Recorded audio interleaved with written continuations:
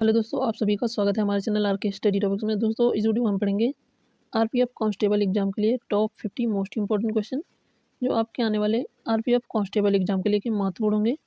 दोस्तों, कुल 120 क्वेश्चन पूछे जाएंगे, जिसमें जीके जीएस के केवल 50 क्वेश्चन पूछे जाएंगे। तो आज की वीडियो में हम जीके के 50 क्वेश्चन पढ़ने वाले हैं। पहला क्वेश्चन है, भारतीय संविधान के अनुच्छेद 280 के अनुसार वित्त आयोग एक है। तो याद रखिएगा, वित्त आयोग एक संवैधानिक निकाय है जो किस आर्टिकल में आता है। तो आर्टिकल 280 में वित्त आयोग आता है, ये आप लोग याद रखिएगा। और इसका गठन भारत के राष्ट्रपति द्वारा प्रत्येक 5 वर्ष में किया जाता है। अगला क्वेश्चन है, नागरिकों के मौलिक अधिकारों को गारंटर और भारतीय संविधान का संरक्षक कौन होता है। तो याद रखिएगा, राइट आंसर हो जाएगा ऑप्शन ए, भारत का सर्वोच्च न्यायालय नागरिकों के मौलिक अधिकारों का संरक्षक होता है। और मौलिक अधिकार किस संविधान से लिए गए हैं। तो अमेरिका के संविधान से लिए गए हैं, ये भी आप याद रखिएगा। दोस्तों, भारतीय संविधान के अनुच्छेद 32 के तहत सर्वोच्च न्यायालय को मौलिक अधिकारों को लागू करने की शक्ति प्राप्त है। वह इन अधिकारों की रक्षा के लिए बंदी, प्रत्यक्षीकरण, परमादेश, प्रतिषेध, अधिकार परीक्षा और उत्प्रेषण जैसे रिट जारी कर सकता है। अगला क्वेश्चन है, निम्नलिखित में से कौन भारत और श्रीलंका के बीच विभाजन के रूप में कार्य करता है। तो याद रखिएगा, राइट आंसर हो जाएगा ऑप्शन सी, पाक जल डमरू मध्य भारत और श्रीलंका को विभाजित करती है। पाक जल डमरू मध्य भारत के तमिलनाडु राज्य और श्रीलंका के उत्तरी प्रांत के जाफना जिले के बीच एक संकीर्ण समुद्री चैनल है। यह पूर्वोत्तर में बंगाल की खाड़ी को दक्षिण पश्चिम में मन्नार की खाड़ी से जोड़ता है, ये भी आप लोग याद रखिएगा। और पाक जल डमरू मध्य का नाम रॉबर्ट पाल के नाम पर रखा गया है, जो ब्रिटिश औपनिवेशिक काल के दौरान मद्रास आधुनिक चेन्नई के गवर्नर थे, ये आप लोग याद रखिएगा। अगला क्वेश्चन है, चुंबकीय क्षेत्र की कौन सी विशेषता चुंबकीय किरणों की निकटता से प्रदर्शित होती है। इंपॉर्टेंट क्वेश्चन है, तो याद रखिएगा ऑप्शन सी हो जाएगा, सापेक्ष तीव्रता। क्वेश्चन नंबर 5 है, भारत सरकार की लोकतांत्रिक प्रणाली का रक्षक कौन होता है। इंपॉर्टेंट क्वेश्चन है, तो याद रखिएगा, राइट आंसर हो जाएगा ऑप्शन ए, भारत का सर्वोच्च न्यायालय सुप्रीम कोर्ट। संविधान का संरक्षक भारत के सर्वोच्च न्यायालय को अक्सर संविधान का संरक्षक कहा जाता है, जो मौलिक अधिकारों के संरक्षण, सर्वोच्च न्यायालय बंदी, प्रत्यक्षीकरण, परमादेश आदि रीटों के माध्यम से नागरिकों के मौलिक अधिकारों की रक्षा करता है। अगला क्वेश्चन है, कौन सा राज्य सागवान की लकड़ी से बने थारवाड़ू घरों के लिए प्रसिद्ध है। इंपॉर्टेंट क्वेश्चन है, तो याद रखिएगा, राइट आंसर हो जाएगा ऑप्शन डी, केरल राज्य में सागवान की लकड़ी से थारवाड़ू घर बनाए जाते हैं, ये आप लोग याद रखिएगा।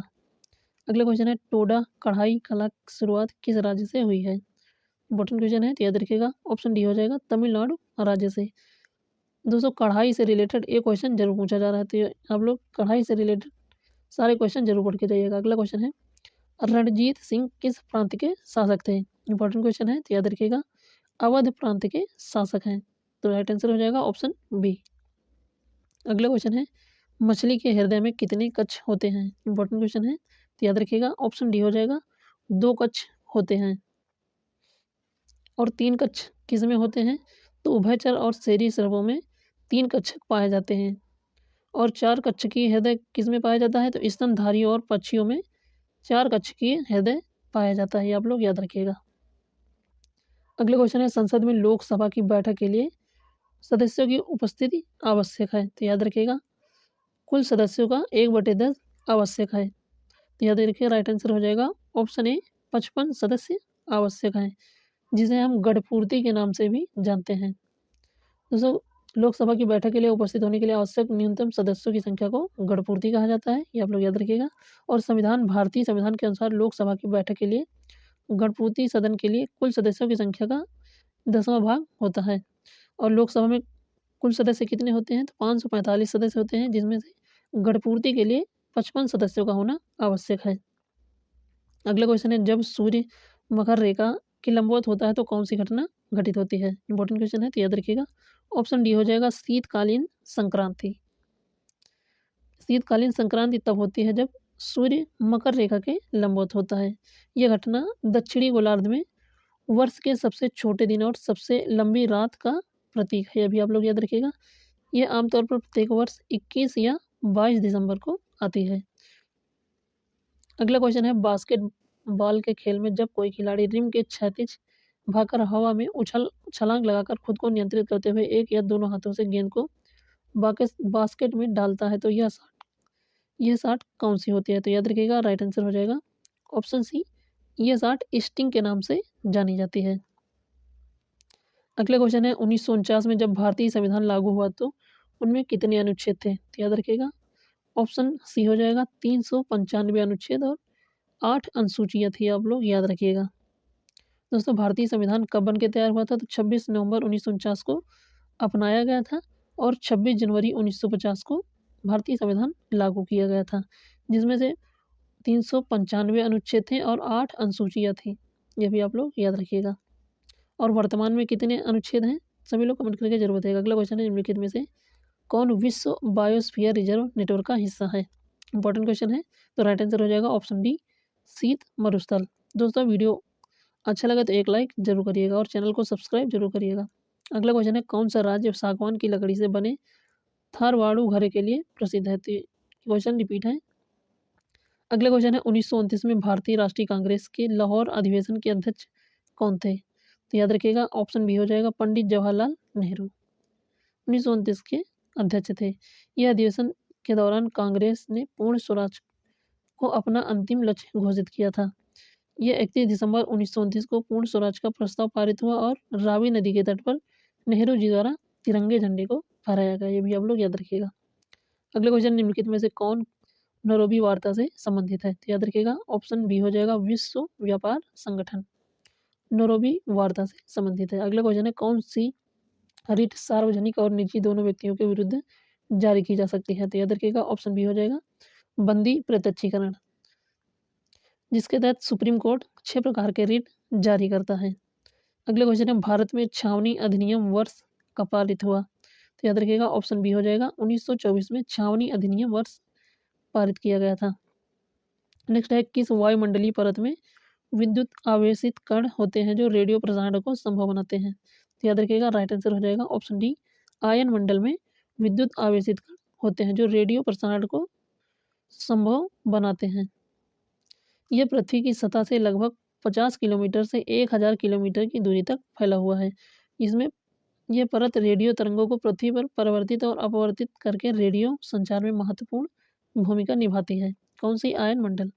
अगला क्वेश्चन है, ब्रिटिश भारत सरकार की राजधानी कलकत्ता से दिल्ली कब स्थानांतरित की गई? तो याद रखिएगा, ऑप्शन बी हो जाएगा 1911 से 12 के बीच राजधानी कलकत्ता से दिल्ली स्थानांतरित की गई थी। अगला क्वेश्चन है, आधुनिक आवर्त सारणी में पोटेशियम के का परमाणु क्रमांक क्या है? तो याद रखिएगा, ऑप्शन डी हो जाएगा 19 पोटेशियम का परमाणु क्रमांक होता है। अगले क्वेश्चन है, जब भारतीय विश्वविद्यालय अधिनियम 1904 पारित हुआ तब भारत का वायसराय कौन था? तो याद रखिएगा, राइट आंसर हो जाएगा ऑप्शन बी, लॉर्ड कर्जन उस समय भारत के वायसराय थे। अगला क्वेश्चन है, राष्ट्रीय लेखा सांख्यिकी द्वारा जारी की जाती है? तो याद रखिएगा, ऑप्शन ए हो जाएगा केंद्रीय सांख्यिकी संगठन। नेक्स्ट क्वेश्चन है, भारतीय संविधान का कौन सा अनुच्छेद सर्वोच्च न्यायालय की सहायक शक्तियों से संबंधित है? इंपॉर्टेंट क्वेश्चन है, तो याद रखिएगा, ऑप्शन बी हो जाएगा अनुच्छेद 140 सर्वोच्च न्यायालय से संबंधित है। नेक्स्ट क्वेश्चन, निम्नलिखित में से कौन बादलों की निचली परत का उदाहरण है? इंपॉर्टेंट क्वेश्चन है, ऑप्शन ए हो जाएगा स्ट्रेटा कैपिसी क्लाउड बादलों की निचली परत होती है। नेक्स्ट क्वेश्चन, निम्नलिखित में से कौन संवैधानिक निकाय नहीं है? इंपॉर्टेंट क्वेश्चन है, कई बार एग्जाम में पूछा गया है, तो याद रखिएगा, ऑप्शन बी हो जाएगा राष्ट्रीय महिला आयोग एक संवैधानिक निकाय नहीं है। और राष्ट्रीय अनुसूचित जनजाति आयोग भारतीय संविधान के अनुच्छेद 338 के तहत एक संवैधानिक निकाय है और राष्ट्रीय अनुसूचित जाति आयोग भी 338 के अंतर्गत एक संवैधानिक निकाय है और चुनाव आयोग भी अनुच्छेद 324 के तहत एक संवैधानिक निकाय है, बल्कि राष्ट्रीय महिला आयोग एक संवैधानिक निकाय नहीं है। यह अधिनियम 1990 के द्वारा इसकी स्थापना अधिनियम 1990 के तहत की गई थी, जो एक संवैधानिक निकाय के अंतर्गत नहीं आता है, आप लोग याद रखिएगा। अगला क्वेश्चन है, प्रसिद्ध उमानंद देवलोई मंदिर मायूर द्वीप में स्थित है? तो याद रखिएगा, राइट आंसर हो जाएगा ऑप्शन सी, असम राज्य में। नेक्स्ट क्वेश्चन है, लघु शुष्क मौसम के दौरान 200 सेंटीमीटर से अधिक वर्षा कहाँ होती है? इंपॉर्टेंट क्वेश्चन है, तो याद रखिएगा, ऑप्शन बी हो जाएगा उष्ण कटिबंधीय सदाबहार वनों में 200 सेंटीमीटर से अधिक वर्षा होती है। नेक्स्ट है एक साथ जुड़े हुए छल्ले ओलंपिक प्रतीक के रूप में दर्शाया गया है, तो याद रखिएगा ऑप्शन डी हो जाएगा, 5 छल्लों को दर्शाया गया है। अगला क्वेश्चन है रोजगार आश्वासन योजना किस वर्ष प्रारंभ की गई थी? इंपॉर्टेंट क्वेश्चन है, तो राइट आंसर हो जाएगा ऑप्शन ए 1993 में रोजगार आश्वासन योजना शुरू की गई थी। नेक्स्ट है कपिल देव की कप्तानी में भारतीय क्रिकेट टीम ने किस वर्ष क्रिकेट विश्व कप जीता था? इंपॉर्टेंट क्वेश्चन है, तो याद रखिएगा 1983 में जीता था। नेक्स्ट है वाराणसी के निकट सारनाथ स्तंभ का निर्माण किसने करवाया? इंपॉर्टेंट क्वेश्चन है, ऑप्शन डी हो जाएगा, अशोक ने करवाया है। नेक्स्ट है प्रकाश तीव्रता की एसआई इकाई क्या है? तो याद रखिएगा प्रकाश तीव्रता या ज्योति तीव्रता का एसआई मात्रक क्या है? तो कैंडला राइट आंसर हो जाएगा ऑप्शन डी। नेक्स्ट क्वेश्चन है किस युद्ध के परिणाम स्वरूप बंगाल पर अंग्रेजों का शासन स्थापित किया गया? तो याद रखिएगा ऑप्शन सी हो जाएगा प्लासी के युद्ध में।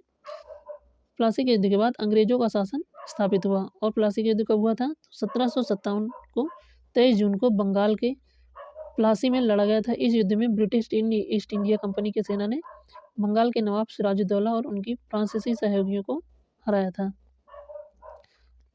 अगला क्वेश्चन है किसका उपयोग इत्र और सुगंधित पदार्थ बनाने में किया जाता है? तो याद रखिएगा ऑप्शन सी हो जाएगा, एस्टर का प्रयोग किया जाता है।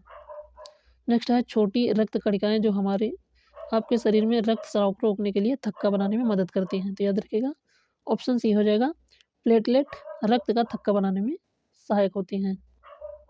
नेक्स्ट है भारतीय संसद के किसी भी सदन को बुलाने और स्थगित करने की शक्ति किसके पास है? इंपॉर्टेंट क्वेश्चन है, तो याद रखिएगा ऑप्शन ए हो जाएगा, राष्ट्रपति के पास है। दोस्तों भारत के राष्ट्रपति को संसद के किसी भी सदन को बुलाने और स्थगित करने का अधिकार है और यह शक्ति भारतीय संविधान के अनुच्छेद 85 के तहत राष्ट्रपति को निहित है। इंपॉर्टेंट क्वेश्चन है, याद रखिएगा। अगला क्वेश्चन है अपराइज ज्वाइंट स्विंग साल्टो किस खेल से संबंधित है? तो याद रखिएगा ऑप्शन ए हो जाएगा, जिम्नास्टिक्स से संबंधित है। नेक्स्ट क्वेश्चन है निम्नलिखित में से कौन सा सकल समृद्धि सूचकांक का मानक नहीं है? तो याद रखिएगा ऑप्शन बी हो जाएगा, मौत सकल समृद्धि सूचकांक का मानक नहीं है। अगला क्वेश्चन है निम्नलिखित में से किसका अपवर्तनांक सबसे कम है? तो याद रखिएगा ऑप्शन बी हो जाएगा, निम्न में से वायु का अपवर्तनांक सबसे कम होता है। तो कितना होता है? तो 1.0003 अपवर्तनांक होता है। और फ्यूज्ड क्वार्ट्ज का अपवर्तनांक कितना होता है? तो 1.46 होता है, इसे भी आप लोग याद रखिएगा। और तेल का अपवर्तनांक कितना होता है? तो 1.46 से 1.48 तक। और शराब का अपवर्तनांक कितना होता है? तो 1.36। और हीरे का अपवर्तनांक कितना होता है? तो ये भी आप लोग याद रखिएगा, 2.42 हीरे का अपवर्तनांक होता है। ये मोस्ट इंपॉर्टेंट है, आप लोग याद रखिएगा। अगला क्वेश्चन है वह पदार्थ जो वायु में जलता है उसे क्या कहते हैं? तो याद रखिएगा ऑप्शन ए हो जाएगा, ज्वलनशील। नेक्स्ट है दीर्घकालिक विस्तार के कारण अरुणाचल प्रदेश और गुजरात के बीच कितना समय अंतराल है? तो याद रखिएगा भारत पूर्व से पश्चिम तक लगभग 30 डिग्री तक फैला हुआ है। और भारत के पश्चिम दिशा में कौन सा है? तो गुजरात है। और पूर्व में कौन सा राज्य है? तो अरुणाचल प्रदेश, जिसके बीच की दूरी जो 30 डिग्री के बीच फैला हुआ है। 1 डिग्री कितने के बराबर होता है? तो 4 के बराबर होता है। तो कुल मिला के कितने घंटे हो जाएंगे? 4 × 12 120 मिनट, यानी कि ऑप्शन ए हो जाएगा, 2 घंटे का अंतर है।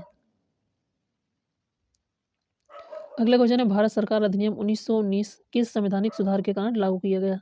तो ऑप्शन बी हो जाएगा, मॉन्टेग्यू चेम्सफोर्ड सुधार। नेक्स्ट है मानव विकास सूचकांक किसी घटक के स्तर का निर्धारण किस आधार पर किया जाता है? तो याद रखिएगा ऑप्शन ए हो जाएगा, सकल राष्ट्रीय आय के द्वारा। नेक्स्ट क्वेश्चन है सबसे अधिक गहराई वाला महासागर कौन है? तो याद रखिएगा ऑप्शन डी हो जाएगा, प्रशांत महासागर, जो पश्चिम प्रशांत महासागर में स्थित मैरियाना ट्रेंच महासागर का सबसे गहरा हिस्सा है, जिसकी लंबाई कितनी है? तो 36,070 फुट या फिर 10,994 मीटर इसकी गहराई है। और मैरियाना ट्रेंच के भीतर चैलेंजर डीप पृथ्वी के समुद्र तल का सबसे गहरा ज्ञात बिंदु है, ये भी आप लोग याद रखिएगा। अगला क्वेश्चन है निम्नलिखित में से कौन सा खेल रैकेट का उपयोग करके खेला जाता है? तो याद रखिएगा ऑप्शन सी हो जाएगा, बैडमिंटन रैकेट का उपयोग करके खेला जाता है। नेक्स्ट है हैंडबॉल खेल में रेफरी द्वारा पीला कार्ड दिखाए जाने पर क्या संकेत दिया जाता है? तो याद रखिएगा ऑप्शन सी हो जाएगा, चेतावनी दी जाती है रेफरी के द्वारा पीला कार्ड दिखाए जाने पर। अगला क्वेश्चन है एकल नदी प्रणाली द्वारा निर्मित क्षेत्र कहा जाता है? तो याद रखिएगा ऑप्शन सी हो जाएगा, जल संभर कहा जाता है। लास्ट क्वेश्चन है, भारत विश्व के कितने प्रतिशत भू क्षेत्र पर फैला हुआ है? तो याद रखिएगा इंपॉर्टेंट क्वेश्चन है। ऑप्शन डी हो जाएगा 2.4% भाग पर फैला हुआ है। जो भारत विश्व के कुल क्षेत्र का लगभग 2.4% कवर करता है और भारत का कुल क्षेत्रफल कितना है? तो 32,87,263 वर्ग किलोमीटर है और भारत भूमि क्षेत्रफल की दृष्टि से विश्व में 7वें स्थान पर आता है। और सबसे बड़ा देश कौन सा है? तो रूस है, यह भी आप लोग याद रखिएगा।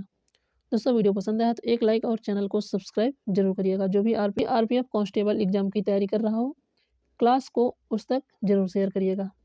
ये सभी क्वेश्चन प्रीवियस ईयर से रिलेटेड हैं, तो आपके लिए जरूर महत्वपूर्ण होंगे। तो मिलते हैं फिर किसी अगली वीडियो में, तब तक के लिए जय हिंद।